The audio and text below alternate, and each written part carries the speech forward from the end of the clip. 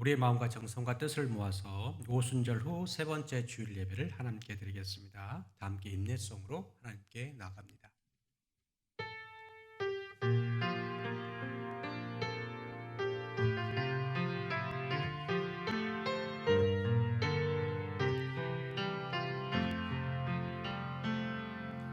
나는 하나님을 예배하는 예배자입니다.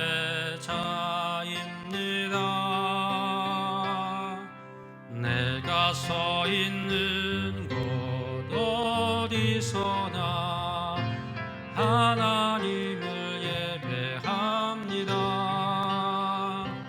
내 영혼 거룩한 은혜를 향하여 내 마음 완전한 하나님 향하여 이곳에서 바로 이 시간 하나님을 예배합니다.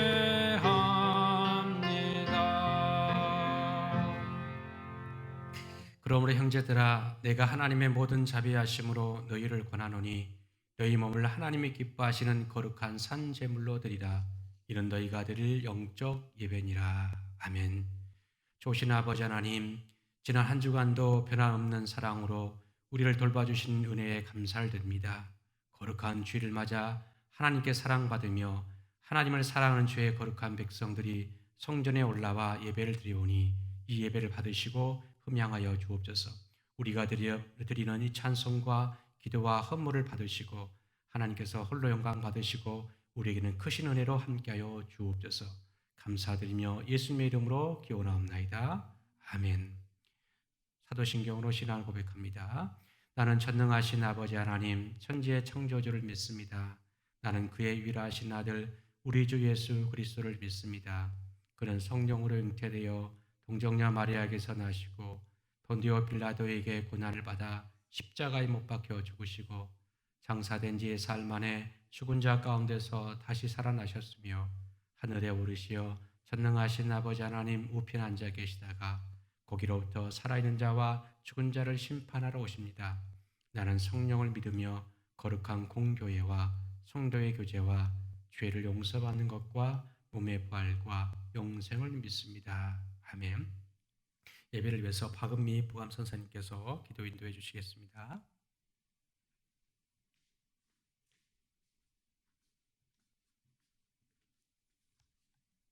사랑의 하나님, 오늘 하루도 선물로 주시고 이렇게 예배드리게 하심을 감사드립니다.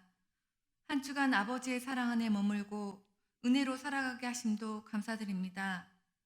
하지만 한 주간을 돌아보며 말과 행동으로 지은 죄들로 인해 상처를 주고 세상 사람들과 똑같은 모습으로 살고 있었음을 회개합니다. 죄의 길에 반복적으로 들어서며 마음과는 다르게 거친 말과 행동으로 죄를 범하는 습관적인 행동들을 고쳐주시고 오히려 말씀 읽고 묵상하며 기도하는 건강한 습관들로 바꿔주셔서 요즘 코로나 바이러스로 인해 세상의 모든 것들이 변화되며 내가 알고 있는 기존의 세상에서 모든 것이 변화되고 바뀌어가고 있습니다. 또한 서로 경계하며 예전의 사람들과의 만남과 교제, 모든 것들이 제약을 받고 힘들어지고 있습니다. 이 모든 것들이 내 삶을 힘들게 하고 내 생각, 내 머리로는 이해가 되지 않지만 아버지의 뜻이 무엇인가를 묵상하며 내가 그동안 어떻게 행동하고 말하며 살고 있었나를 생각하고 아버지의 뜻을 조금이나마 헤아리며 옳은 방향으로 나아갈 수 있는 계기가 될 수 있게 하소서. 또한 확진자들이나 가족들을 이상한 시선으로 바라보며 비난하고 경계하기 전에 그들을 위해 위로하며 기도하게 하소서. 학교에 등교하는 중고등부 학생들의 건강도 지켜주시고 서로를 배려하며 개인 위생도 철저하게 할 수 있는 건강한 마음도 부어주소서. 기존의 학교 생활과는 많이 다르지만 잘 적응하며 학업에 열중할 수 있게 도와주셔서 현재 고3 학생들이 입시를 얼마 남겨두지 않은 상황에서 많은 어려움들을 겪고 있지만 지혜롭게 잘 헤쳐나아가게 하시며 아버지께서 늘 항상 지켜주셔서 집중할 수 있게 하여 주시고 그들 주변의 방해거리들이 학생들에게 범접하지 않도록 도와주셔서 우리 중고등부 학생들을 건강하게 지켜주시고 아버지의 사랑 안에 거하며 그 사랑을 마음껏 누리며 기쁨과 감사로 살아가게 하시고 그 받은 사랑이 넘쳐 흘러 주변에 선한 영향을 끼치는 귀한 자녀들 되게 하소서. 비록 화면을 통해 드린 예배이지만 이 예배를 통해 진정으로 아버지를 만나게 하시고 아버지께 진심으로 기쁨과 감사의 찬양과 기도를 드리게 하소서. 명수대교회 중고등부 한 사람 한 사람 기억해 주시고 늘 동행해 주시며 가정과 세상에 기쁨의 통로가 되는 한 사람이 되게 하소서. 말씀 전하시는 오인택 목사님에게 지혜를 주시고 말씀을 듣는 학생들에게도 그 말씀을 통해 주님을 더욱 알아가며 주님을 더욱더 사랑하게 하소서. 우리 중고등부를 위해 헌신하시는 선생님, 권사님들 그리고 보이지 않는 곳에서 수고하시는 모든 손길을 또한 기억하시고 복 내려 주소서. 오늘도 내일도 늘 동행하여 주시는 아버지의 든든한 백을 믿고 세상 속으로 기쁨으로 나아가겠습니다.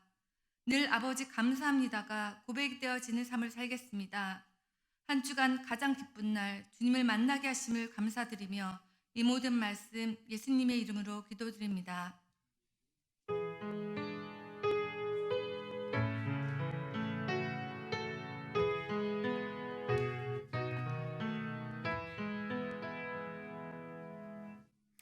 이 시간 우리에게 주신 하나님의 말씀은 고린도전서 13장 1절부터 13절까지입니다. 고린도전서 13장 1절부터 13절까지인데요. 저와 여러분이 한 절씩 교독하도록 하겠습니다. 제가 1절 말씀을 먼저 봅니다. 내가 사람의 방언과 천사의 말을 할지라도 사랑이 없으면 소리나는 구리와 울리는 꽹과리가 되고 내가 예언하는 능력이 있어 모든 비밀과 모든 지식을 알고 또 산을 옮길 만한 모든 믿음이 있을지라도 사랑이 없으면 내가 아무것도 아니요. 내가 내게 있는 모든 것으로 구제하고 또 내 몸을 불사르게 내줄지라도 사랑이 없으면 내게 아무 유익이 없느니라. 사랑은 오래 참고 사랑은 온유하며 시기하지 아니하며 사랑은 자랑하지 아니하며 교만하지 아니하며 불의에 행하지 아니하며 자기의 유익을 구하지 아니하며 성내지 아니하며 악한 것을 생각하지 아니하며 불의를 기뻐하지 아니하며 진리와 함께 기뻐하고 모든 것을 참으며 모든 것을 믿으며 모든 것을 바라며 모든 것을 견디느니라. 사랑은 언제까지나 떨어지지 아니하되 예언도 피하고 방언도 그치고 지식도 피하리라. 우리는 부분적으로 알고 부분적으로 예언하니 온전한 것이 올 때에는 부분적으로 하던 것이 패하리라. 내가 어렸을 때에는 말하는 것이 어린아이와 같고 깨닫는 것이 어린아이와 같고 생각하는 것이 어린아이와 같다가 장성한 사람이 되어서는 어린아이의 일을 버렸노라.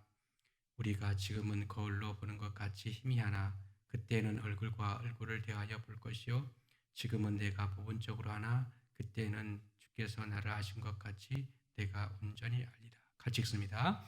그런즉 믿음, 소망, 사랑 이 세 가지는 항상 있을 것인데 그 중에 제일은 사랑이라. 아멘. 한 주간 잘 지내셨습니까? 예. 공부하는데 어떻게 적응이 잘 되는지 모르겠어요. 예.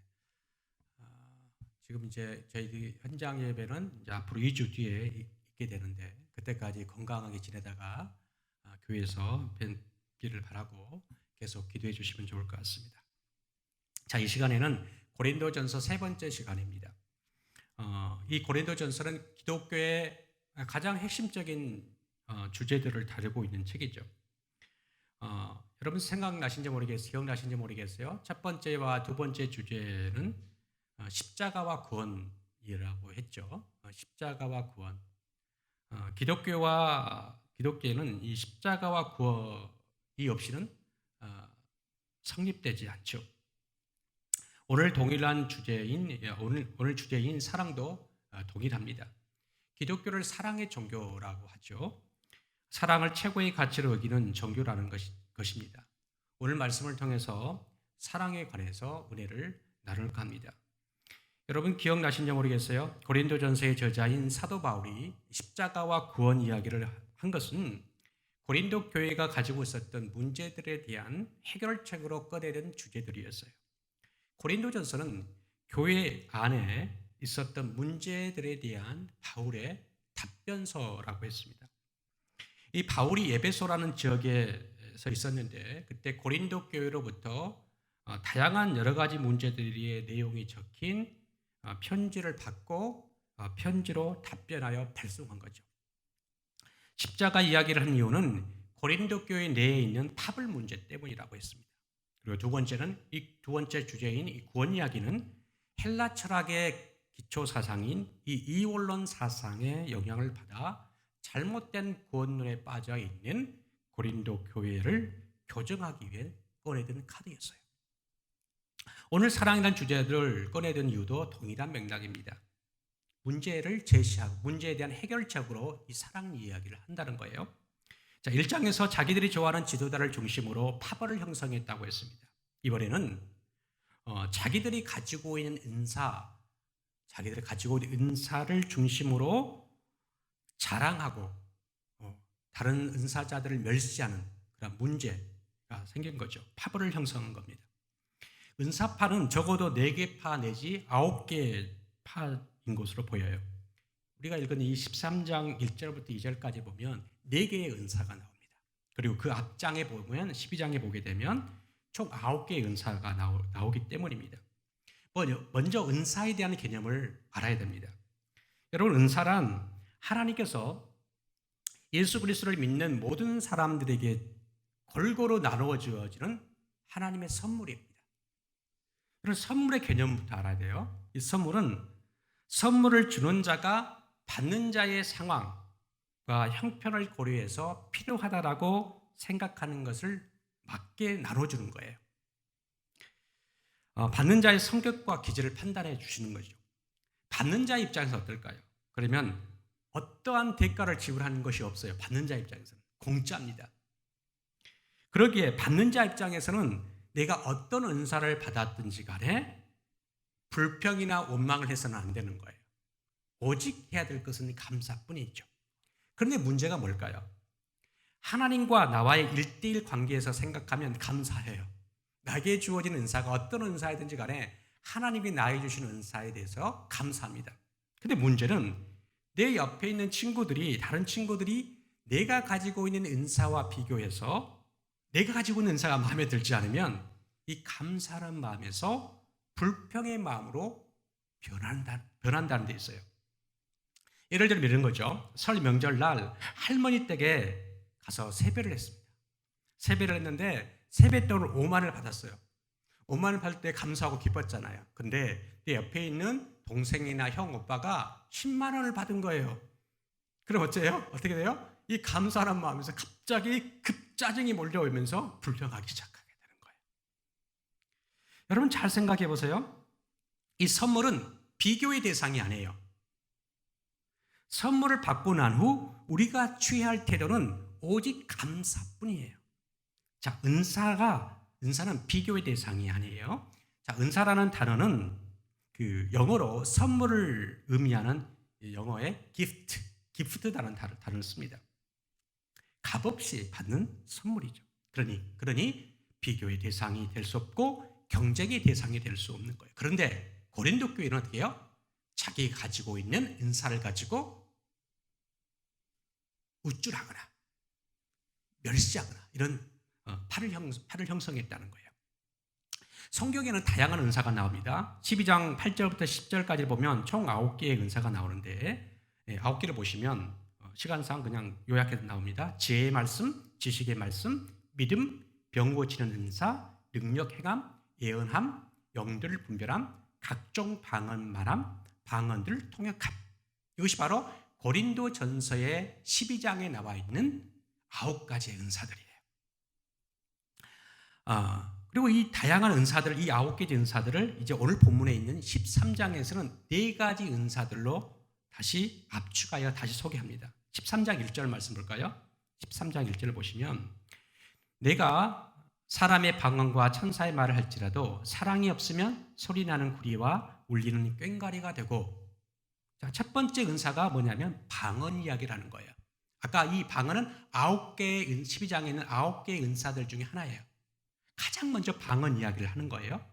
왜 방언을 첫 번째 이야기했냐면 이 방언파가 분쟁을 주했던 것으로 보여요. 이 천사의 말이라고 하는 이 방언은 천사의 말이라고 하는 이 신비한 언어예요. 일반적인 사람들이 말할 수도 없고 알아들을 수도 없는 말.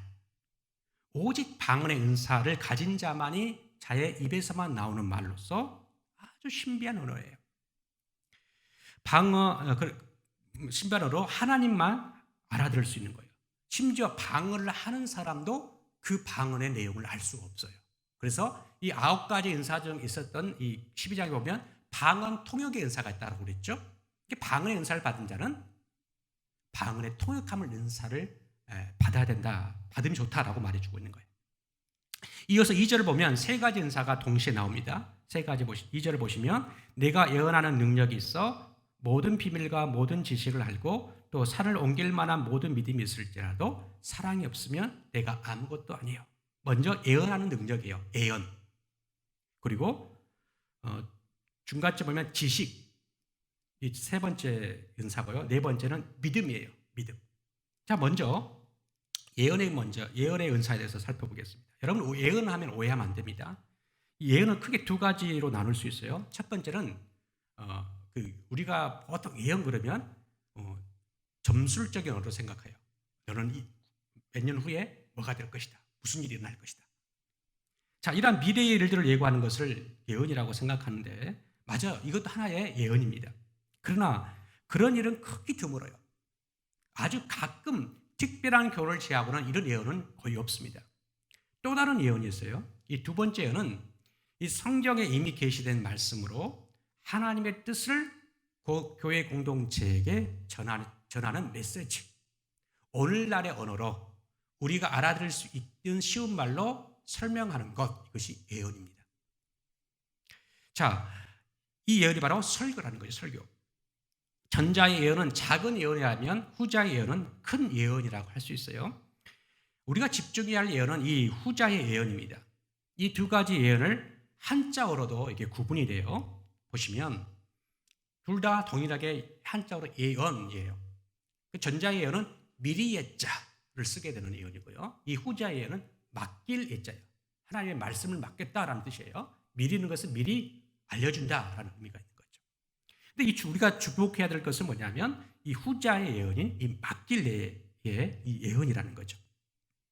우리에게 주어지는 이 성경 말씀을 이 시대에 주어지는 예언의 말씀으로 알고 매일매일 말씀을 묵상하고 연구하고 또 공부해 나가는 것, 이것이라는 거죠. 자, 2절 한번 다시 띄워주시면 2절 한번 띄워주세요. 2절 보시면 이 3번째 은사가 지식의 은사예요. 비밀과 모든 지식을 아는 은사, 이걸 지식의 은사인데요. 여기서 말하는 비밀은 성경에 나타나는 이 구원 계획을 말하고 있는데요. 이 지식의 은사는 성경을 특별히 이해하고 가르칠 수 있는 능력을 말하는 거예요. 자, 이런 은사를 누가 가지고 있겠어요? 보통 목사님들이 가지고 있는 은사예요. 그리고 4번째 은사는 믿음인데요. 믿음은 여기서 이 믿음은 예수 그리스도를 믿는 구주로 믿는 이 구원하는 믿음이 아니라 성령의 역사, 기적적인 역사를 능력을 발휘하는 그 은사를 말해요. 산을 옮길 수 있는 그런 믿음이라고 하죠. 예수님께서 말했죠. 네가 믿음이 있으면 이 산을 들려 저 산으로 옮겨지리라 했던 그 믿음이에요. 여러분 같으면 이 4가지 은사 중에서 어떤 은사를 받고 싶겠어요? 어떤 은사가 좋을까요? 골라보세요. 다 갖고 싶죠. 그러나 다 가질 수가 없어요. 하나님께서는 이 골고루 주시고요. 다 모든 자에게 주어지는 모든 은사를 다 주시지는 않습니다. 그런데 오늘 고린도교에 보면 이렇게 다양한 은사들이 교회 안에 있었던 거예요. 여러분, 은사가 많다라는 것은 감사할 일이죠. 그런데 고린도교회는 이 불평하고 또 자랑하고 교만했다는 게 문제가 있던 거예요. 은사를 가지고 자기가 가지고 있는 은사가 최고라 여기며 자랑하고 자기와 다른 은사자들을 무시하고 멸시했던 거예요. 자, 1장에서 경쟁을 주도한 핵심파가 아볼로파와 이 바울파였던 것처럼 이곳에서 경쟁을 주도한 이 핵심파는 방언파와 예언파입니다. 왜냐하면 14장을 보게 되면 방언과 예언에 관해서 서로 비교하면서 바울이 답변해 주고 있는 것이거든요. 누가 더 큰 은사인지를. 자, 1장에서는 아볼로와 바울파 중에서 아볼로파가 경쟁과 다툼을 주도했던 것처럼 이곳 은사와 관련해서는 이 천상의 언어라고 하는 이 방언파들이 이 경쟁을 주도했던 것으로 보여요. 이런 상황에서 갈등과 내용을 겪고 있는 이 고린도 교회가 바울에게 편지를 보내서 질문한 거예요. 바울 목사님, 방언의 은사와 예언의 은사 중 어느 은사가 더 큰 은사입니까? 더 우월합니까? 라는 질문을 보낸 거예요. 이런 질문을 받고 바울은 어떻게 했을까요? 바울은 당황할 수밖에 없어요.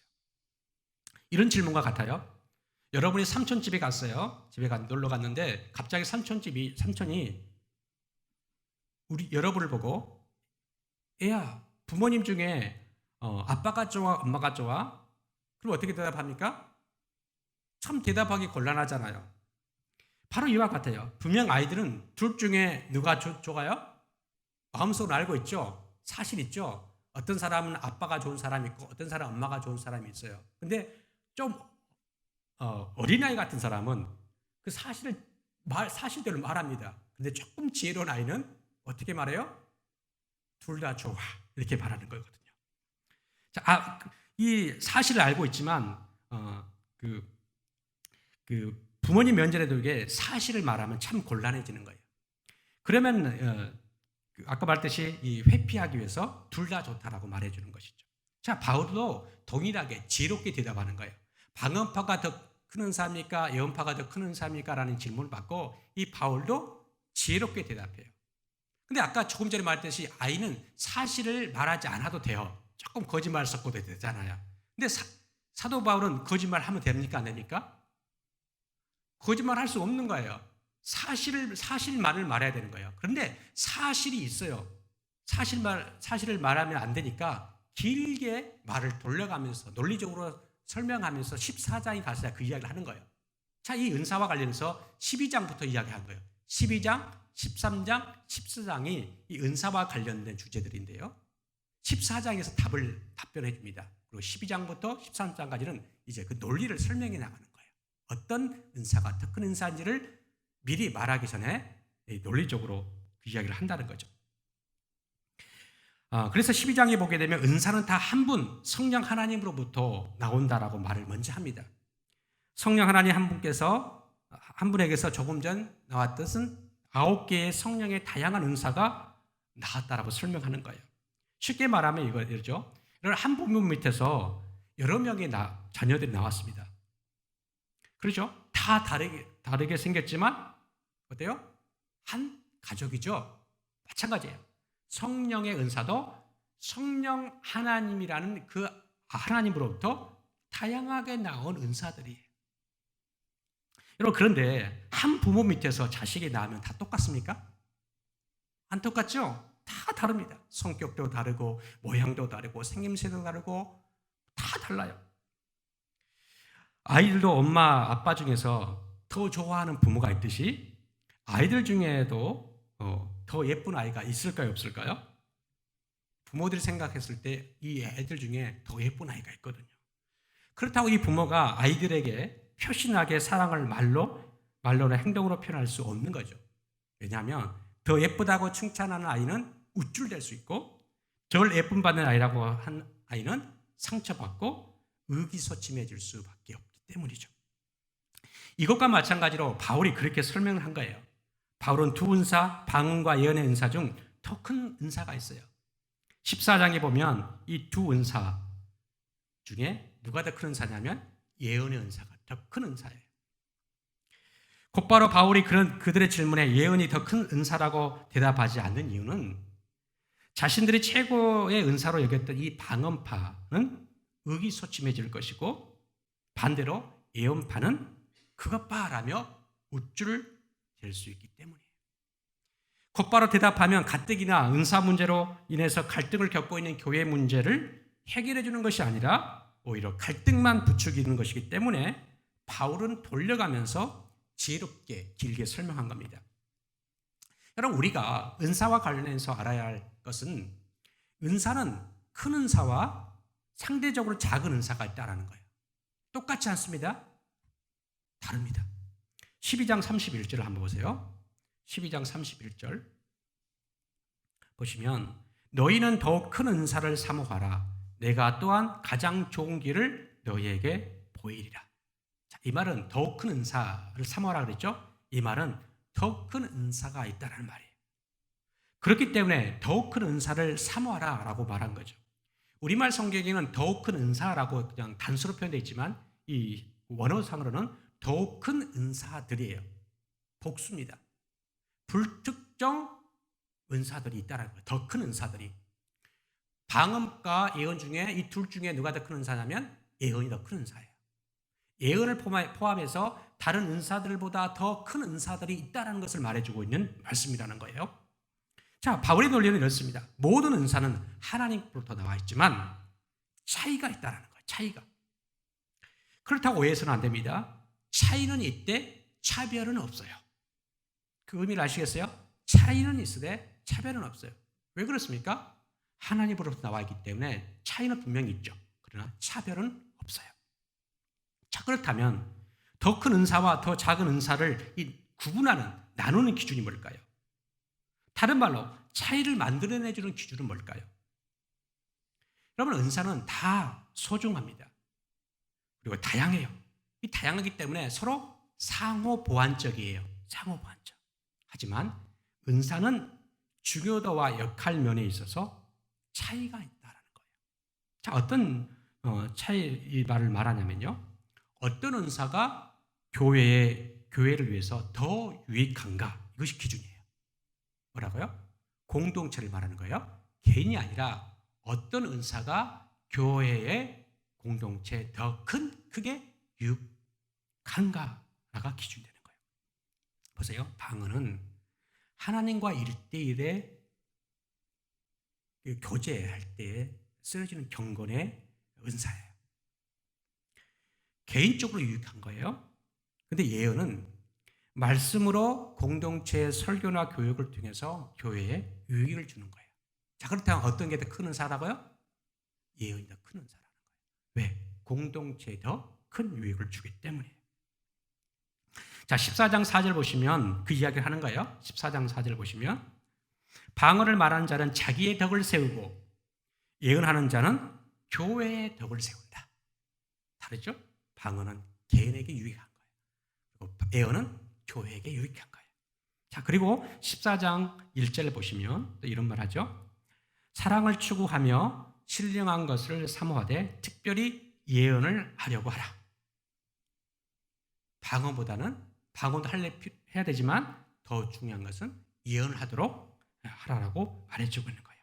그러니까 결국은 사도 바울이 이 방언파와 이 예언파 중에 누구의 손을 들어주었어요? 예언파의 손을 들어준 거예요.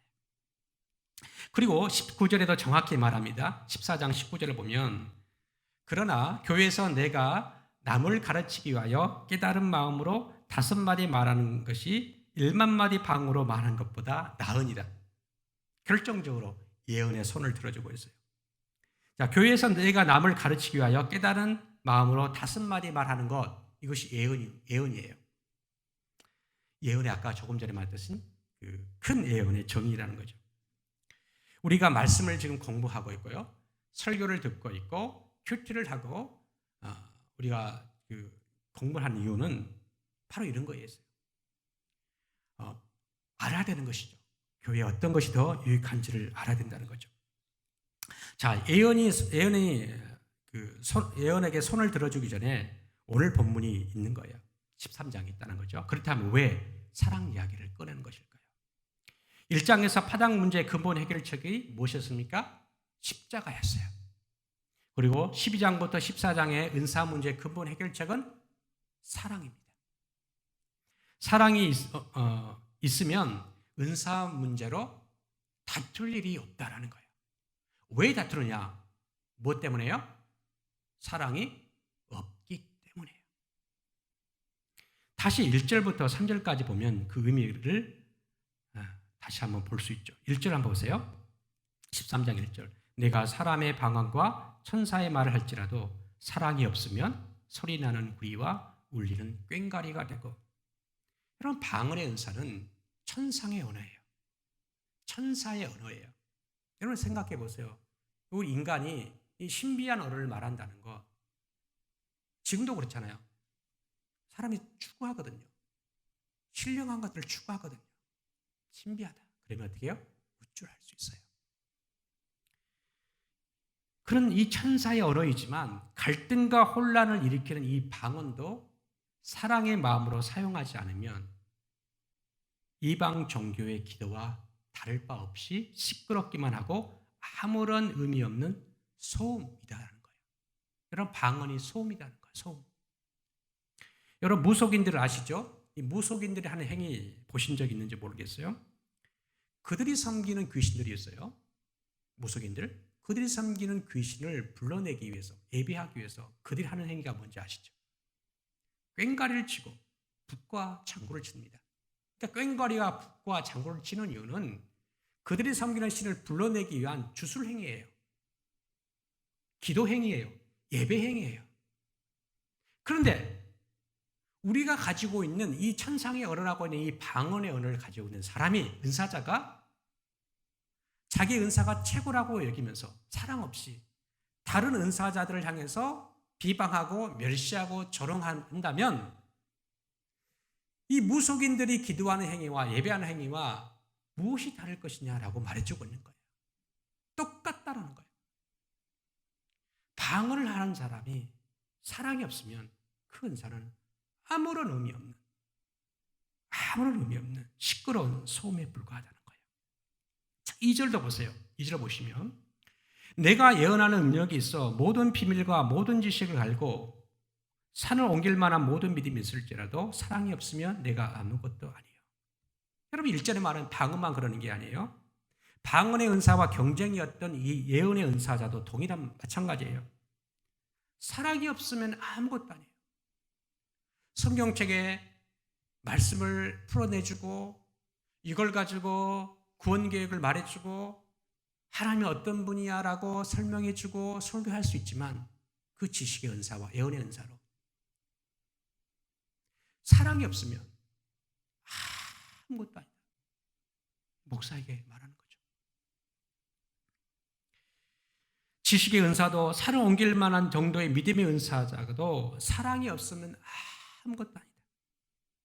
자, 조금 전에 이 예언파에게 내가 예언하는 능력이 있어도 아무것도 아니다라고 말한 이 이유는 이제 14장에 하게 되면 방언파와 예언파 중에서 예언파가 더 큰 은사라고 손을 들어주게 될 테인데 미리 앞서 이 말을 하는 거예요. 왜 그래요? 14장에 가서 말하기 전에 이 말을 해놔야지 그들이 우쭐하지 않기 때문에 그래요.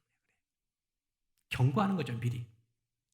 3절을 보시면 내가 내게 있는 모든 것으로 구제하고 내 몸을 불살에게 내줄지라도 사랑이 없으면 내게 아무것도 아니에요. 그럼 보세요. 모든 것을 주더라도 사랑이 없는 구제. 모든 것을 다 내어주었어요. 근데 사랑이 없이 하는 구제는, 그리고 몸을 불살라줬어요. 그런데 사랑 없는 헌신은 돈 낭비요, 몸만 상하는 헛수고일 뿐이라는 거예요. 자, 이 말을 하는 게 뭘 말하냐면, 이 바울이 이 말씀을 하는 것은 뭐냐면 모든 은사를 활용할 때에 사랑의 마음으로 활용을 하는 거예요. 사랑의 마음. 여러분 들었는지 모르겠어요. 사랑의 은사라고 말하잖아요. 사랑의 은사 아니에요.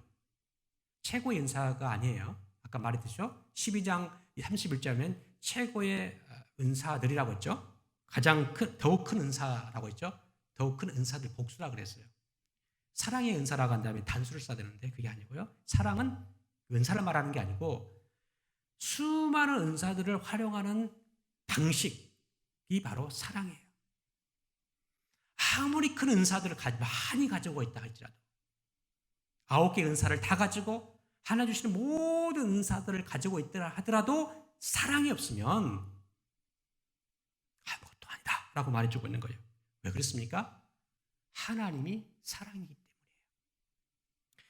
우리 예수님은 당신의 몸을 내어주셨어요.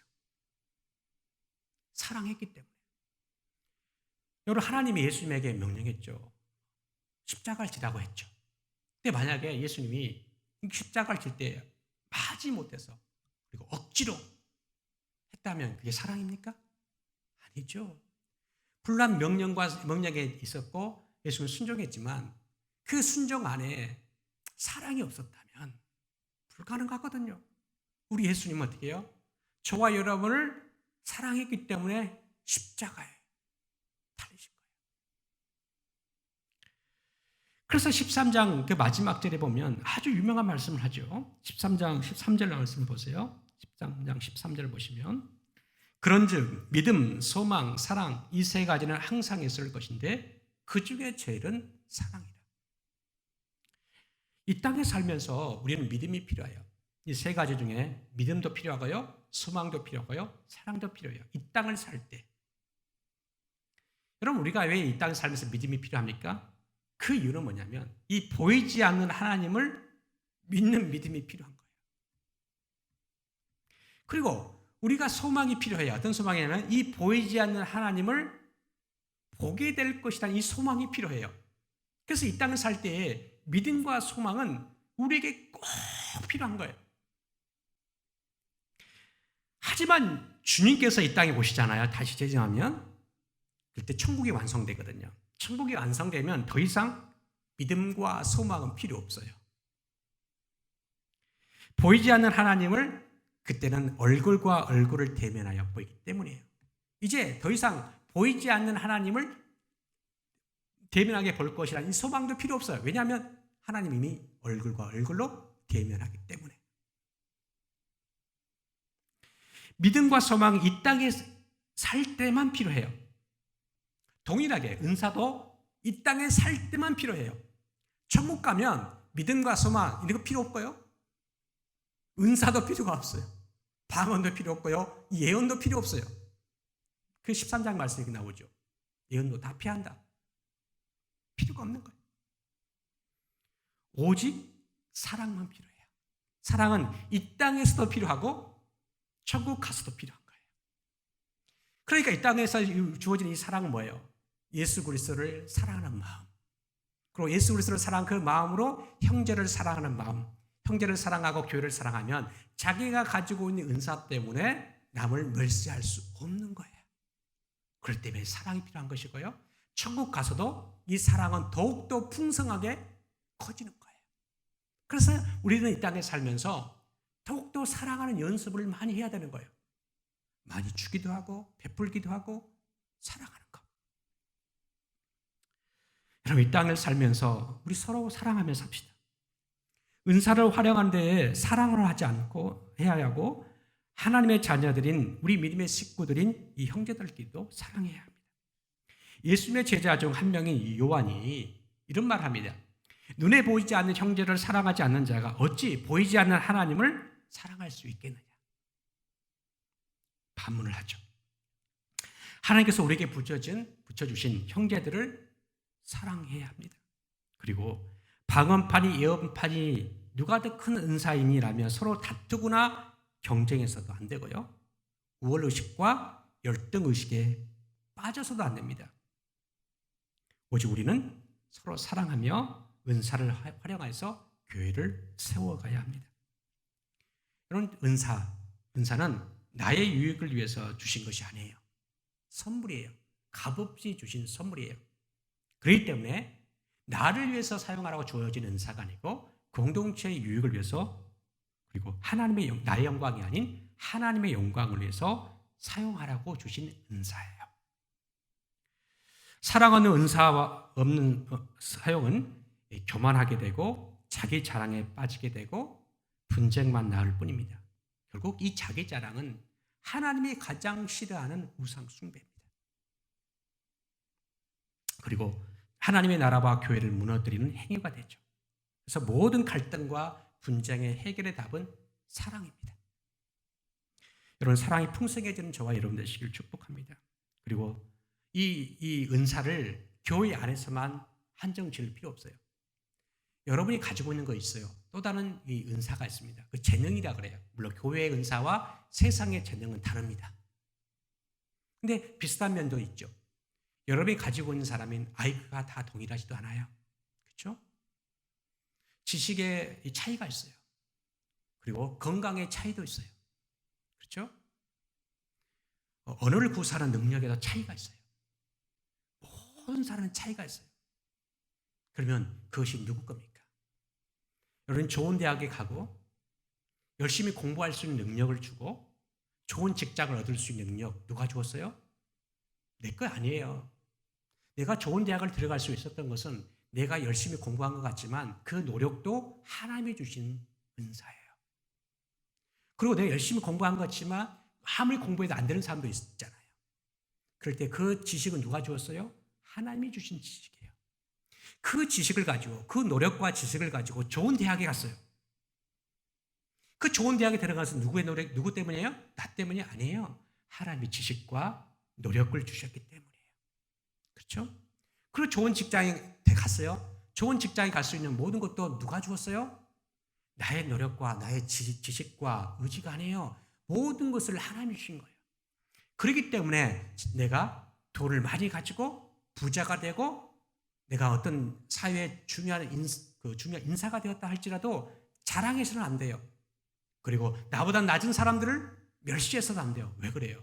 그 모든 것이 하나님이 주었기 때문이에요. 그렇기 때문에 우리는 뭐예요? 나보다 약한 사람을 도와줄 수 있어야 되는 거예요. 큰 은사를 가진 자가 작은 은사를 가지게 깔아뭉기는 게 아니라 같이 존중해주고 사랑해준 것처럼 나보다 더 낮은 위치에 있는 사람들을 어떻게 해요? 힘으로 누르는 것이 아니라 그 사람을 돌보고 사랑해주고 함께 세워주고 격려해주는 거예요. 이것이 바로 하나님께서 우리에게 주시는 말씀, 메시지입니다.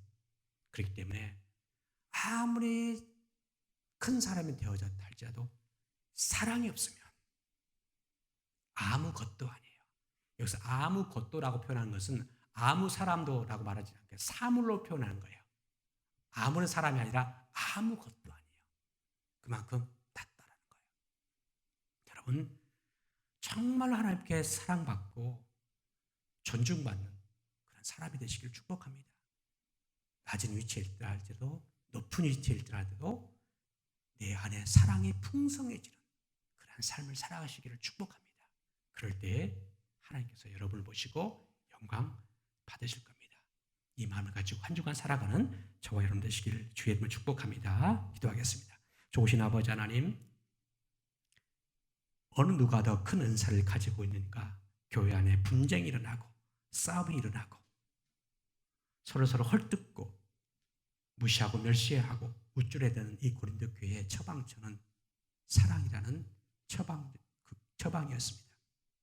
하나님, 우리에게 모든 문제의 갈등의 원인은 사랑이 없음에서 비롯된 문제라는 것을 다시 한번 인식하고 내 안에, 우리 교회 안에 사랑이 풍성한지를 다시 한번 돌아보고 사랑이 없다면 다시 한번 사랑이 풍성하신 하나님 앞에 나아가 하나님으로부터 풍성한 사랑을 받고 그 풍성한 사랑으로 내 가족을 사랑하고 형제를 사랑하고 교회를 사랑하고 세상을 사랑하는 저들 되게 하여 주옵소서.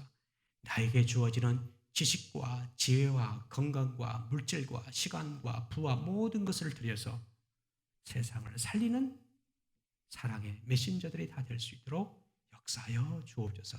감사드리며 예수님의 이름으로 기도합니다. 아멘. 다 함께 찬양하시면서 준비하신 예물을 하나님께 드립니다.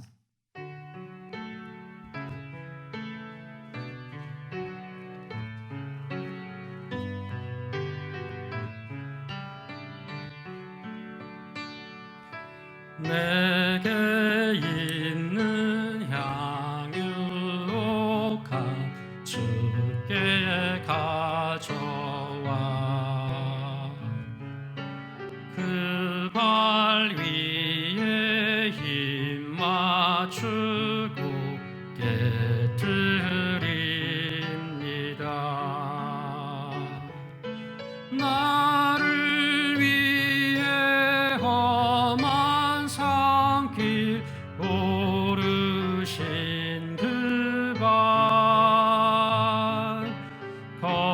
걸음마다 크신 사랑 새겨놓았네.